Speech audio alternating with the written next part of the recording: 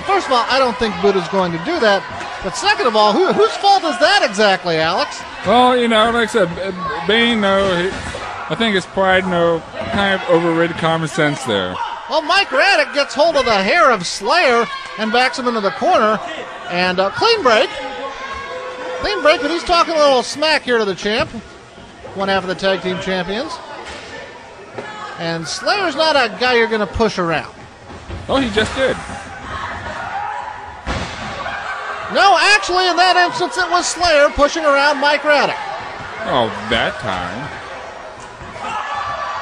Oh, and Slayer this time. What did he do? He just slapped him across the face. Oh, wow. Well, Ratick, Slayer pointing out that is an open hand slap. Technically, that's permissible. Not like he punched him with a closed fist, although Damage Inc. knows how to use closed fists. And they couldn't even get the tag right the first time, but there's John Earl King. Well, this is the first time teaming up together. You're always going to have small little kinks when you team up for the first time. We're not quite at the 5-minute mark. That is now becoming significant. And a tag into Big Nasty. And there you've neutralized the height advantage of John Earl King right there. Yeah, Slayer, he's such a wimp. As soon as Big Guy gets in the ring, he has to tag out. I mean, what a coward he is.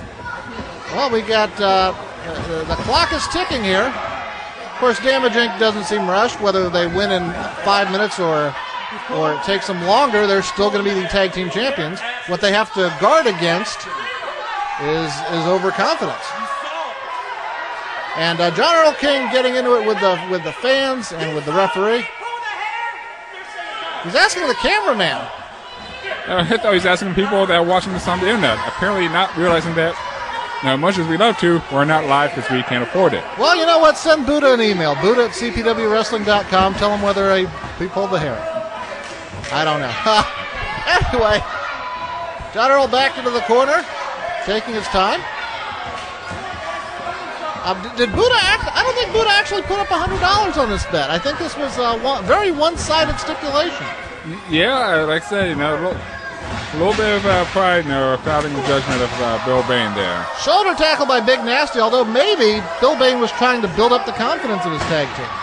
There is that too. I mean, John Earl King, a very young wrestler, hasn't had that many matches, especially here in CPW. So, it's good to show that you have confidence in him. Well, I like what I've seen of John Earl King. I mean, the only way he's going to get better is through experience. But this isn't necessarily the best kind of experience. This is more like the School of Hard Knocks.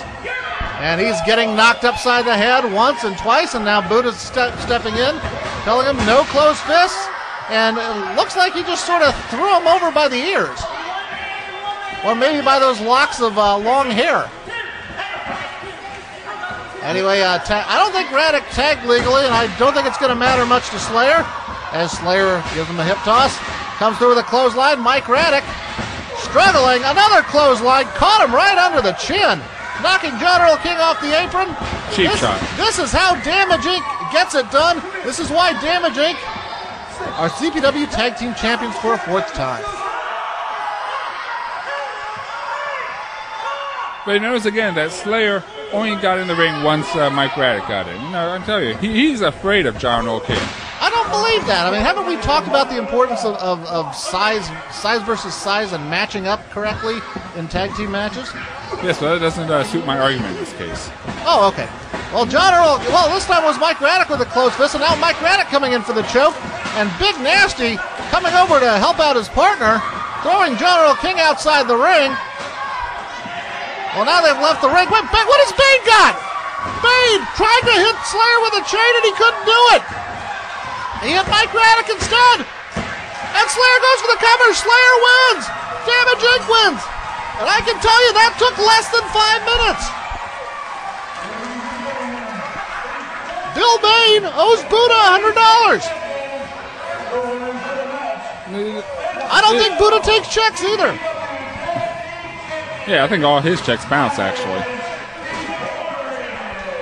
But, no, I will say that I don't think that Damage Inc. actually beat John Earl King and Mike Ratick. I think they beat themselves. So I don't think it counts. Well, I think it very much counts. And Buddha's asking Bill Bain, hey, where's the money? Although I suspect Buddha will turn around and take that money and maybe donate it to a worthy cause like the one we have here tonight. That's possible, or he just may go out and buy himself a couple of $100 of donuts. I think donuts are more expensive than that, but hold on.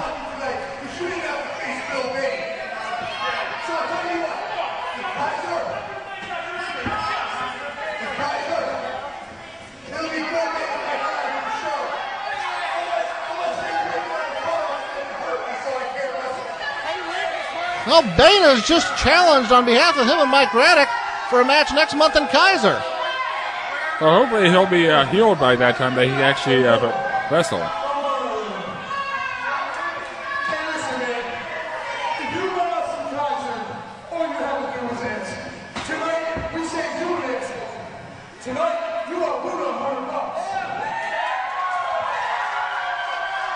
That's true. But next month in Kaiser,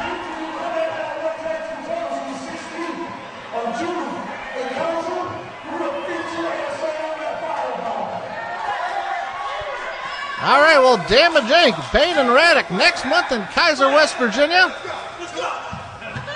And, wait a minute, Bain and Ratick are going to come after them right now. Well, maybe not. Well, Bain is clearly in no shape to be wrestling right now. I agree with you. But tonight, it's Damage Inc., the winners. Bill Bain, Mike Ratick and company on the short end of the stick. And Buddha determined to get his $100. Yeah, well, I borrowed $1 from him one time to buy soda, and man, he hounded me for months about that $1. I can't believe he loaned you $1. No, I can't either, but he did. All right, fans, stay tuned. We'll be back here in a second with our next match. We got a newcomer to CPW, and probably the best way to do this is, looking at the outfit, and maybe Callahan has a nice run-of-the-mill here competition with the dress and stuff, but I'm going to let him introduce himself here and kind of see what he's here for. Buddha, how you doing? Well, I'm fine. King Kong, Marcus Dowling. Number 5 all time. And we're at the Kaiser Fire Hall? We're doing this at a fire hall tonight? Yeah. Are you serious? Sure. It's a little run down. Well, but that doesn't matter. You know why? Because I'm on fire. Number 5 all time, all over the place. Up and down the East Coast. I'm the Mid-Atlantic Menace. Well, tonight, my friend, CPW gets to see what King Kong is all about. Now, I've been beating people up. I've been managing people that have been beating people up. And I'm here for pain. I'm here for dudes. I'm here for Jake Davis. I'm here for anybody you got. Even maybe for you. I know who I'm managing. You don't. You don't. Nobody does. But when CPW finds out what King Kong is doing, there's going to be a cold black cloud coming down. Because I'm Marcus King Kong Dowling. And you're not.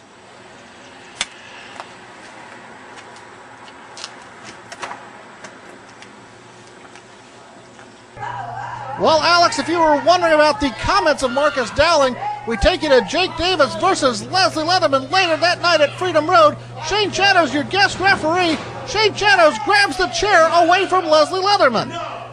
Yeah, in my opinion, he kind of overstepped his bounds there.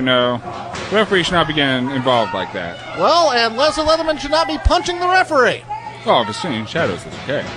Leatherman costing himself the CPW title, perhaps. But he does pick up the chair.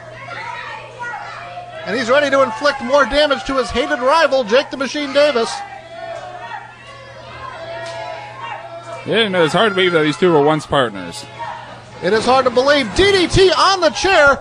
No referee. Leslie Leatherman in control. And going for the pinfall. Yeah. And Leatherman, a little bit tired, unable to hide the evidence of his transaction. Spike Callahan sends out the second referee, Mark Brown, but Shane Shadows pulls Mark out of the ring and lets it be known that he is going to be the referee in charge. Yeah, Shane Shadows assaulting another referee. I think that's another 4-month suspension, if you ask me. Well, we've all seen enough referee-on-referee violence for 1 year. But there's Leatherman knocking Jake down with a chair, going in for another chair shot. And once again, Shane Shadows tries to stop Leatherman. But the former CPW champion will have none of it. He blames Shane Shadows for costing him the CPW title. And Jake Davis picks Leatherman up, spine buster, 3 count. Jake the Machine Davis beats Leslie Leatherman, keeps the CPW heavyweight title. And here comes Marcus Dowling. And look who Marcus Dowling has with him. It's the living nightmare, Griffin. Yeah, and I think he has Griffin under a lot more control than Gino ever did. Well, take a look at that spear. That spear just put down the CPW heavyweight champion. And there's Marcus Dowling, and look where Griffin went. Griffin, no longer interested in Shane Shadows, went right for the CPW heavyweight champion at the insistence of Marcus King Kong Dowling.